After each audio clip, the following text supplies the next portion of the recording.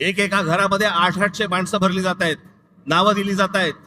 700 माणसं, 800 माणसं, 1000 माणसं, 500 माणसं जे मतदार नाही आहेत. पण अशी सगळी खोटी नावं भरून हे निवडणुकांना सामोरं जायचं म्हणतायत. हे ज्या निवडणुका घ्यायचं म्हणतायत ना, हे जोपर्यंत ही मतदार यादी पूर्णपणे स्वच्छ होत नाही,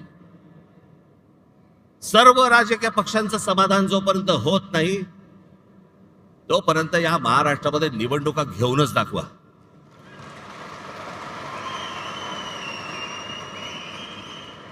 या महाराष्ट्रातल्या निवडणुका शांततेने पार पाडायच्या असतील, पहिली ती मतदार यादी स्वच्छ करा.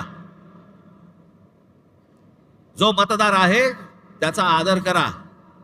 जो खरा मतदार आहे त्याला मतदान करू द्या. कोण सत्तेवरती येईल आणि कोण पराभूत होईल याच्याशी मला कर्तव्य नाही, पण जे मतदान होईल ते खरं होईल या दृष्टिकोनात निवडणुका झाल्या पाहिजेत.